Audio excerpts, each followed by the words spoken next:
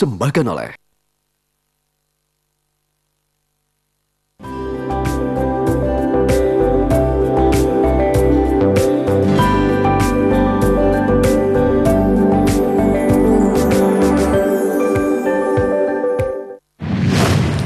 Apa kabar pemirsa? Jumpa kembali dengan saya Yogi Widianto dalam Indonesia untuk Indonesia Kaya. Indonesia kali ini akan berkunjung sebuah kota batik, salah satu kota yang sangat terkenal dengan karya dan warna dari batik itu sendiri. Pekalongan, kota yang terkenal dengan batik, dengan ciri khas warnanya dan kekuatan dari karya-karya pebatik dari Pekalongan. Nah, di Pekalongan ini kita akan melihat bagaimana tim Indonesia dan juga Mbak Renita Sari Adrian dari Bakti Budaya Jarum Foundation melakukan eksplorasi tentang batik. Ikuti perjalanan tim Indonesia.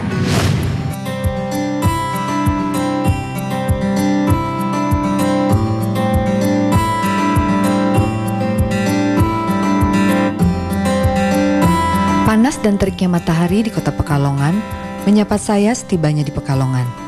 Namun, sinar matahari yang begitu menyengat tidak mengurungi niat saya untuk mengeksplorasi seni budaya di kota Pekalongan. Tempat pertama yang akan saya datangi di kota Pekalongan ini adalah sebuah bangunan cagar budaya yang memiliki banyak informasi dan tentunya akan menambah wawasan saya mengenai ikon identitas dari kota Pekalongan, yaitu batik.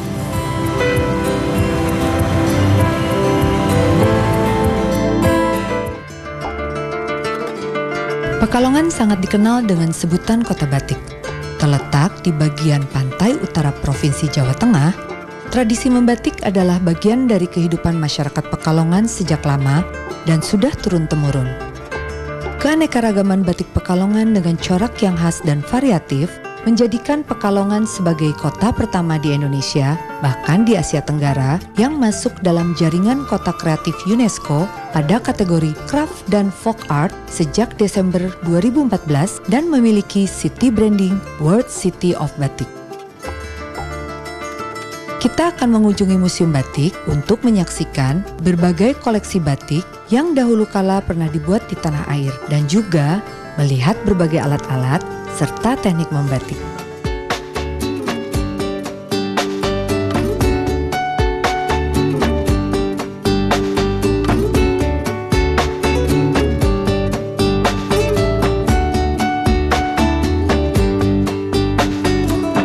Museum Batik yang terdapat di Pekalongan ini diresmikan oleh mantan Presiden Republik Indonesia, Bapak Susilo Bambang Yudhoyono pada tanggal 12 Juli 2006 silam. Bangunan ini adalah sebagai penanda kota Pekalongan, sebagai pusat perkembangan dan referensi produk-produk batik secara nasional ataupun internasional. Sebelum menjadi museum, bangunan ini pada zaman Belanda di tahun 1906 adalah kantor administrasi keuangan pabrik gula yang selanjutnya mengalami beberapa kali perubahan fungsi. Pernah sebagai balai kota, kantor wali kota, dan perkantoran pemerintahan kota Pekalongan. Museum Batik Pekalongan menyimpan banyak koleksi batik tua hingga modern yang berasal dari daerah pesisir atau pedalaman dan wilayah di Pulau Jawa lainnya. Tidak hanya itu, di sini juga terdapat batik dari berbagai daerah di Nusantara lainnya, seperti dari Sumatera, Kalimantan, Papua, bahkan kain batik dari mancanegara. Di sini ada keragaman budaya bahwa batik-batik yang ada di sini ini menunjukkan bahwa Pekalongan itu sangat dinamis. Ya. Karena apa? Nyatanya ada beberapa motif dari daerah lain yang ternyata diproduksi di Pekalongan. Ya. Itu bahwa menunjukkan bahwa Pekalongan ini bisa membuat batik dari daerah mana saja. Kalau di Pekalongan ini kan saya melihat bisa dikatakan motornya. Yeah. Batik di Indonesia itu kan dari sini, industrinya ada di sini. Yeah. Nah, itu bagaimana mengenai sejarahnya sendiri batik Pekalongan dahulu di sini seperti apa, Mas? Kalau saya boleh mengklaim bahwa 70% itu suplai batik nasional bahkan luar negeri itu adalah dari Pekalongan. Karena itu tadi dari dinamisasinya daya seni Pekalongan itu batik Pekalongan, orang pembatik Pekalongan mampu membuat batik-batik dari semua daerah yang ada di Indonesia, termasuk semua batik. Nah, perlu ada suatu penekanan yang namanya batik itu adalah sebuah proses Jadi UNESCO memberikan Intangible Culture Heritage Humanity itu bukan karena motifnya saja, tetapi penekanannya pada prosesnya. Proses perintang warna dengan menggunakan canting dengan lilin panas itu disebut batik tulis. Proses perintang warna dengan menggunakan alat cap dengan lilin panas itu disebut batik cap, dan atau kombinasi keduanya. Selain itu bukan batik. Dan Mas Romi, ini sekarang kan mendengar ceritanya nih, Mas Romi ini mengikuti prosesnya pada saat batik Indonesia dikukuhkan oleh UNESCO. Yeah. Nah, sekarang ini berjalan dengan waktu, bagaimana Mas Romi melihat perkembangannya, apalagi batik di mungkin kalangan anak muda, karena sekarang kita hidupkan di generasi milenial. Di satu sisi saya bangga, di satu sisi juga PR kita sangat berat. Artinya bahwa UNESCO memberikan penghargaan itu berdurasi. Setelah 10 tahun, itu kan dihargai 2 Oktober 2009. Ya. Berarti nanti tahun 19 itu kita akan habis. Pihak UNESCO akan mengkaji kembali apakah proses membatik itu masih ada di Indonesia atau sudah digantikan tekstil bermotif batik. Itu PR kita. Jadi mesti dilakukan satu langkah ya. Satu langkah strategis, artinya bahwa kami memohon kepada pemerintah adanya regulasi khusus untuk batik. Sehingga intangible culture heritage kita terlindungi. Kebudayaan mahakarya, kebudayaan kita terlindungi. Itu karena adanya regulasi. Kami meminta lah, artinya kalau kita bicara market, sebetulnya Indonesia marketnya sangat besar. Kalau misalkan ada regulasi yang mendukung, saya minta sama pemerintah 1 hari saja, 1 day saja, pakai batik asli. Wow. Batik asli 1 hari 1 orang. 1 orang. 1. Itu bisa dibayangkan bisa kan? Bisa dibayangkan berapa itu kontribusinya untuk para pembatik kita. Ya, betul. Kita melihat banyak orang tua yang sudah umurnya mungkin lebih dari 60 tahun yang mereka menunggu pekerjaan membatik. Itu sangat banyak sekali, dan itulah kekuatan ekonomi kita sebetulnya, bahwa pembatik-pembatik ini yang handicraft ya, tentunya ini yang perlu kita perhatikan, dan kami meminta pemerintah harus ada perhatian khusus, ada affirmative policy itu. Semoga pemerintah, karena kan batik Indonesia ini merupakan salah satu kekuatan dari kita juga, salah satu budaya dari Indonesia. Karena ini skill, kalau tadi Mbak bilang bahwa ada datang tekstil bermotif batik dari China, dari sebetulnya sebagai orang batik kami tidak takut. Kenapa? Karena batik ini adalah skill. Kalau orang lain akan mencoba untuk membatik, pastinya butuh waktu, mungkin berapa puluh tahun baru bisa membatik. Karena ini adalah akar budaya kita yang secara naluri mereka sudah bisa membatik. Jadi ini kalau saya bicara Pekalongan, bahwa batik bagi kalangan Pekalongan sekitar adalah merupakan kebutuhan batin. Ini ada passion. Tidak hanya memamerkan koleksi batik, Museum Batik Pekalongan ini juga menjadi pusat pelatihan serta tempat belajar membatik. Para pelajar maupun pengunjung umum dapat belajar membuat batik ataupun mencari informasi mengenai budaya batik di museum ini. Setelah mempelajari sejarah batik Pekalongan dan melihat koleksi batik Nusantara di Museum Batik Pekalongan, selanjutnya saya akan menuju sentra batik di Pekalongan dan bertemu dengan pengusaha batik di sana. Yuk kita lihat.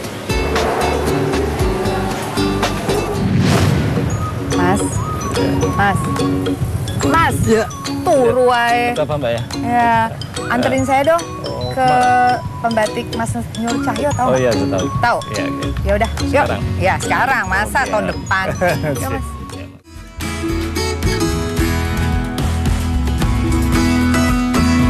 Seperti ini pemirsa. Namanya apa ini Mas? Pasima. Namanya Pasima. Pagi, sore, siang, malam. Dipersembahkan oleh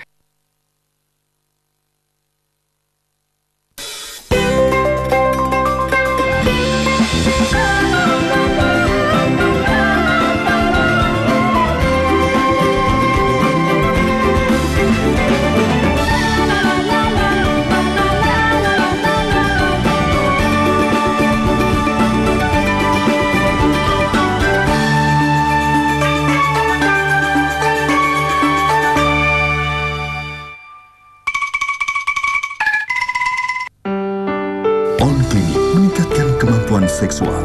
On Clinic, pilihan utama atasi impotensi dan ejakulasi dini. On Clinic mengharmoniskan hubungan suami istri. Hubungi 1500 001. On Clinic meningkatkan kemampuan seksual. On Clinic, pilihan utama atasi impotensi dan ejakulasi dini.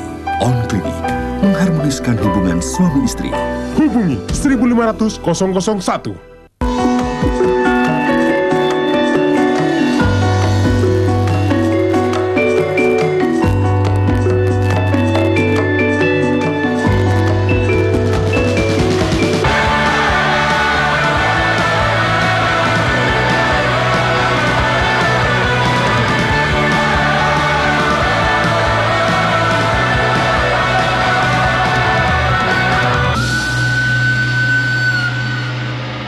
Kabar gembira untuk pria wanita, kulit mulus kini ada ekstraknya.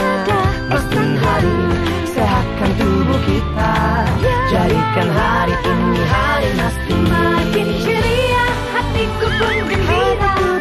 Badan sehat, rahasia Masti hebat. Rahasia alam dari Indonesia, penuh pesona, pesona Masti. Mastin Good. Pelepasan bakteri, virus, atau racun secara sengaja mengancam seluruh dunia.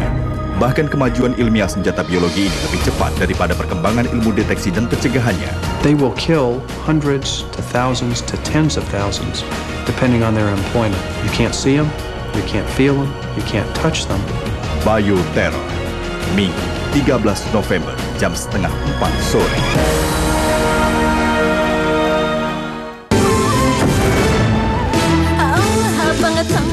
Pengen seperti Bruce Lee. Dipanggil-panggil, Abang Tongli, Abang Tongli. Setiap hari bila perlu minum Tongli, makanya Abang Tongli bisa seperti Bruce Lee. Tongli, Tongli, Bang Tongli seperti Bruce Lee.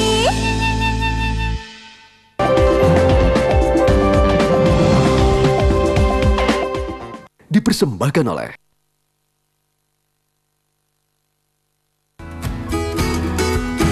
Julukan sebagai kota batik untuk Pekalongan memang nampak di setiap jalan kota. Hampir di setiap jalan ada rumah atau toko yang memasang papan nama pemilik rumah batik. Di salah satu lokasi di sudut Pekalongan, di Desa Setono, sekitar 50 pembatik sedang membuat pola, melekatkan malam dengan canting hingga menghilangkan lapisan malam tersebut.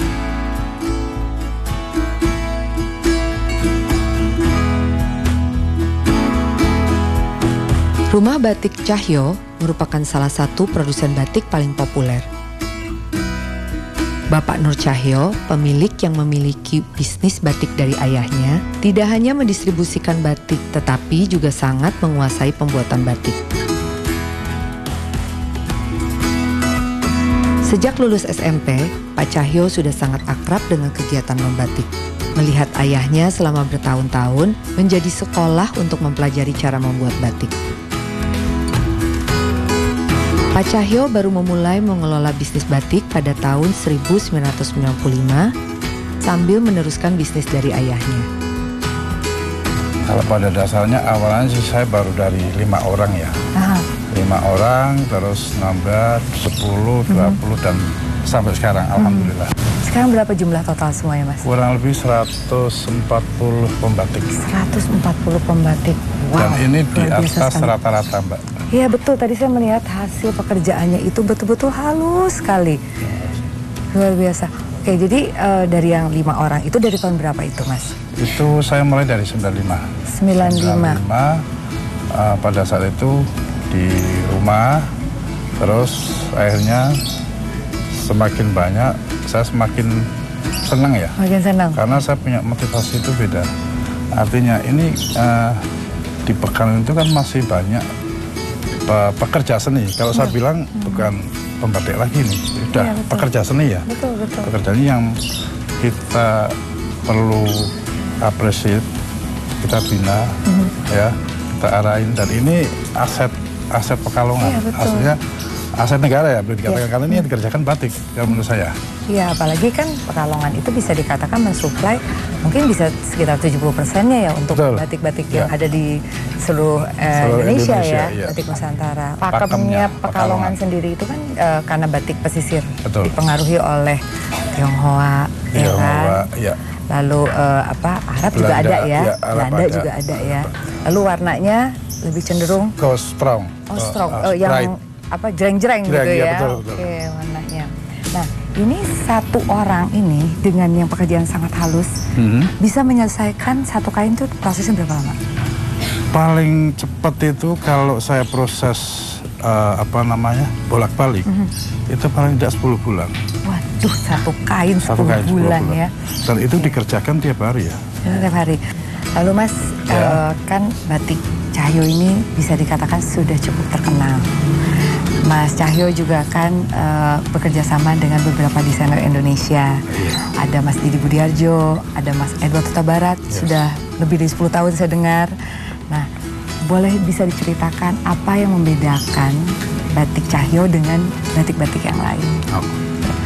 Jadi saya itu pada dasarnya pada saat awal saya bikin batik tulis ini saya punya konsep. Saya ingin produk saya itu secara keseluruhan batik itu dilihat semua bagus. Tapi begitu batik semakin didekati itu semakin bagus.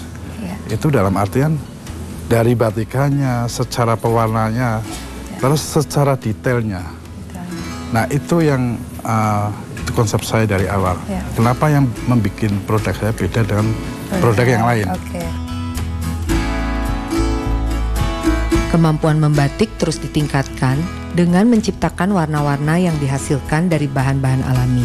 Meskipun sudah banyak pewarna yang tersedia di pasaran dalam bentuk bubuk.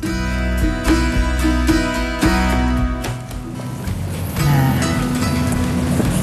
ini tadi saya udah naksir-naksir nih. Baru saya lihat ada kain batik yang warnanya ada biru, ya kan? Ungu, kuning, terus orange. Kuning. Ada jadi 4. ini namanya pasima. Iya, ada 4 warna. Seperti ini pemirsa. Namanya apa ini Mas? Pasima. Namanya pasima. Pagi, sore, siang, malam. Pagi, sore, siang, malam. Jadi kalau pergi seharian, tinggal satu kain satu bisa kain 4 sisa, ya. 4 acara itu bisa ini. 4 acara bisa nih, luar biasa banget. Bagus sekali, ini baru pertama kali nih Mas saya lihat. Kalau dulu kan saya baru lihat kan pagi sore, Pak. Iya, pagi sore. Ini saya kebetulan ada inovasi terbaru. Setelah saya mencoba, akhirnya saya dapat ini dengan 4 warna. Dan ini sudah di launching atau belum nih Mas? Nanti. Belum ya. Jadi pemirsa Indonesia Metro TV lihat duluan nih katanya.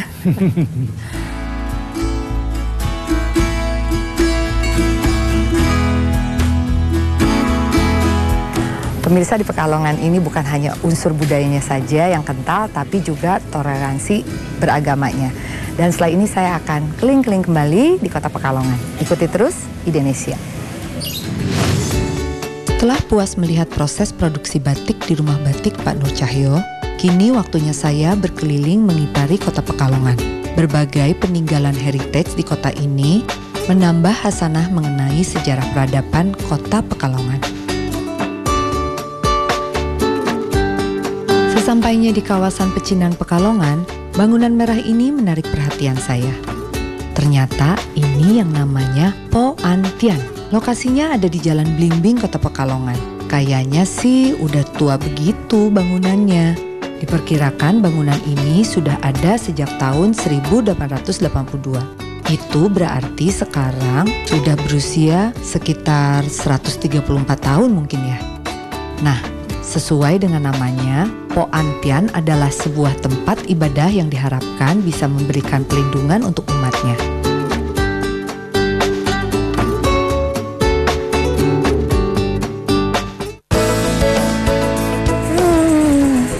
Enak. Rasanya unik. Nangkanya tuh terasa banget dan gurih gitu.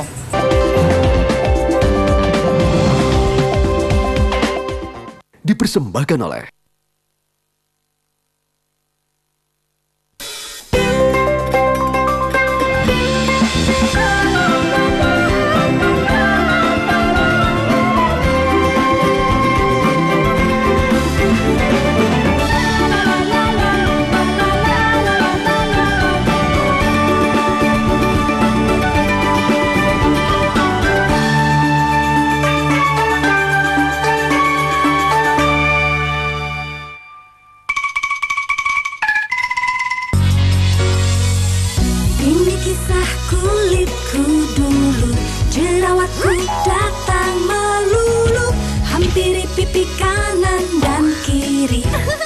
Tapi sekarang jerawat takut keles.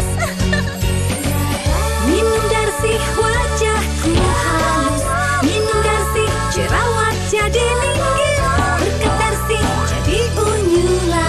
Makin unyu, bye-bye jerawat.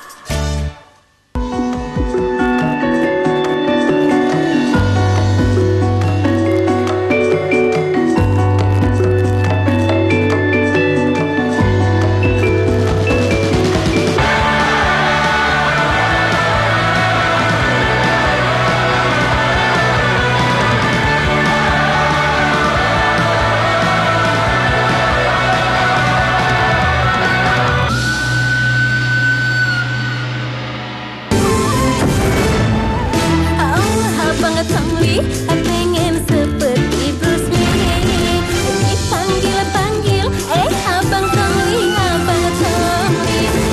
Setiap hari bila perlu minum Tongli, hanya abang Tongli bisa seperti Bruce Lee. Tongli, Tongli, bang Tongli seperti Bruce Lee. Kita punya kepala desa tidak peduli dengan apa yang kekurangan di desa saya. Mereka pikir, aduh, saya nggak bakalan turun lagi ke bawah situ untuk mencari air. Saya dengar sudah sampai di 30 negara. Saya sudah ke 54 negara. Oh, 54 negara.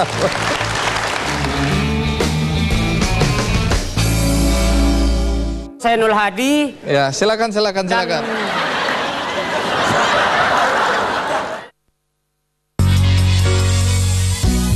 Kisah kulitku dulu, jerawatku datang melulu, hampiri pipi kanan dan kiri. Tapi sekarang jerawat takut keles. Minum Darsi wajahku halus, minum Darsi jerawat jadi linggis, berkat Darsi jadi unyu lagi. Makin unyu, bye-bye jerawat.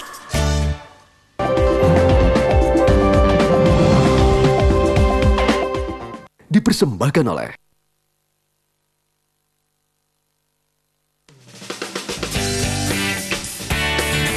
Setelah sukses menggelar pameran fotografi bertajuk Alkisah di 5 kota besar, Rio Wibowo atau yang akrab disapa Rio Motret menggelar penutupan pameran Alkisah pada Jumat 4 November lalu.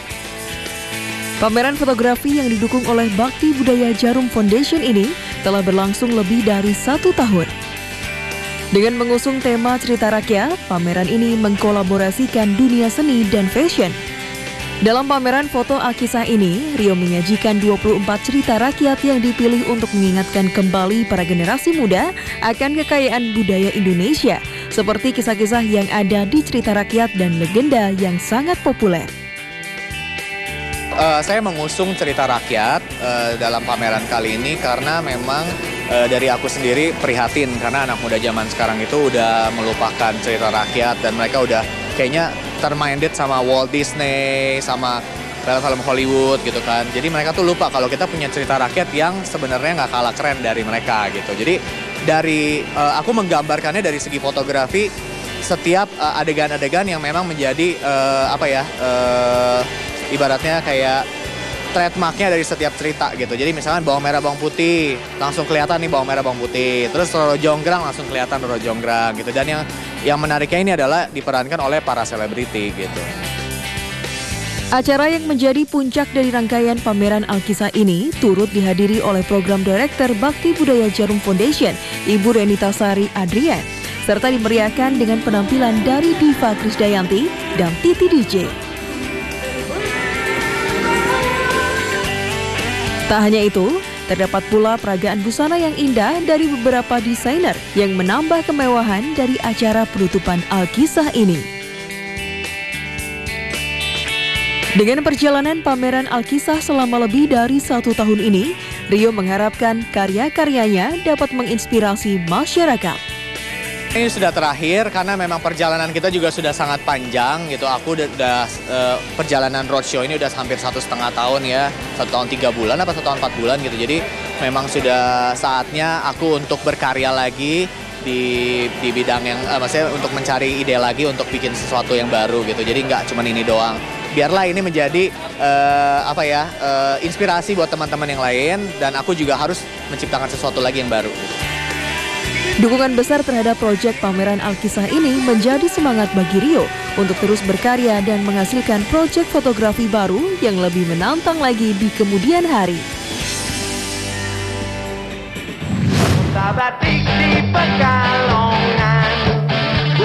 Ya, betul kata Kakak Sleng, bahwa kota batik ya di Pekalongan. Tetapi sebenarnya tak hanya batik. Pekalongan juga memiliki banyak tempat kuliner Nusantara yang belum banyak disentuh oleh halayak ramai.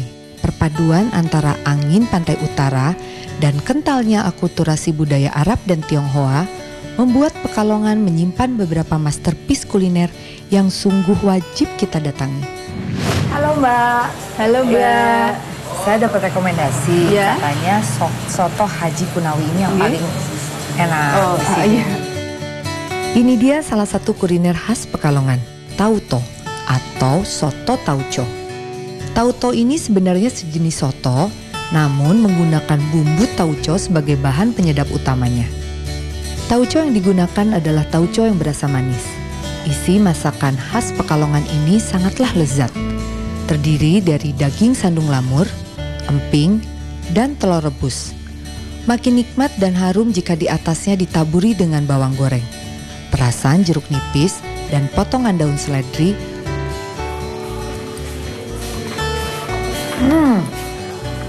Enak, empuk. Nah,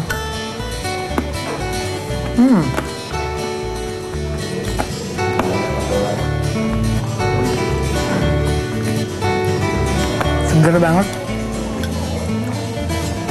Temen makannya ini pakai tempe mendoan sama nasi juga. Coba tempenya. Enak banget. Kalau ke Pekalongan, jangan lupa untuk coba soto tauco. Yuk, kita makan.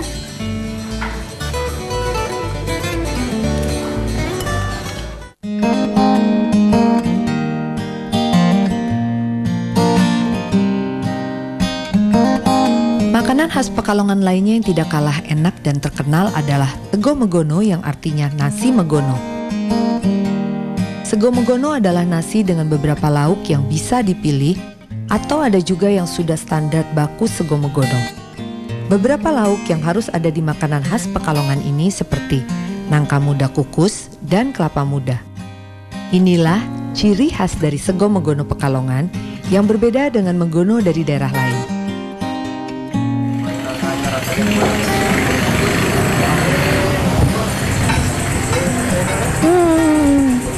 Enak.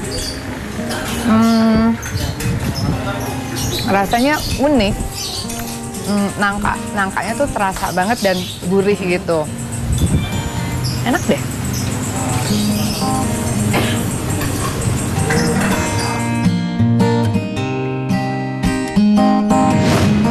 Pemirsa, setelah kita mengeksplorasi kota Pekalongan dari mulai Museum Batik, Rumah Batik Pak Nur Cahyo, Pekalongan Heritage, dan juga kuliner Pekalongan, akhirnya tiba juga waktu kita untuk berpisah. Saya Widianto undur diri, cinta budaya, cinta Indonesia.